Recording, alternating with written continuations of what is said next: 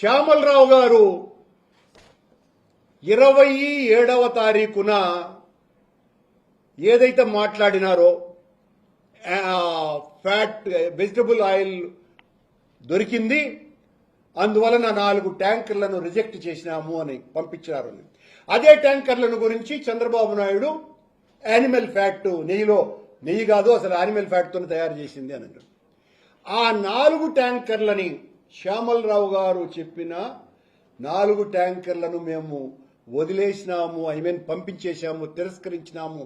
అని చెప్పినటువంటి 4 ట్యాంకర్లని అదే శ్యామలరావు గారు యూఓగా ఉండగా, ఇదే చంద్రబాబు నాయుడు గారు సీఎంగా ఉండగా ఆ 4 ట్యాంకర్లు తిరస్కరింపబడ్డటువంటివి మళ్ళీ కొండకు వస్తే ఆ కల్తీ నెయ్యితోనే లడ్డూలు తయారు చేశారు అని సిబిఐ తన నివేదికలో, చంద్రబాబు స్పష్టంగా వినాలి, మీరు ఊరికెన మా మీద దాడి చేస్తే కాదు పవన్ కళ్యాణ్, మీరు ఏదైతే యానిమల్ ఫ్యాట్ కలిపారు అని మేము పట్టుకున్నాము అని చెప్పిన 4 ట్యాంకర్లని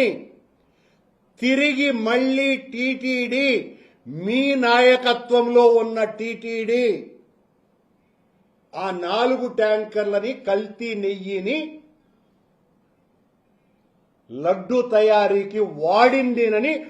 మా ఆరోపణ కాదు,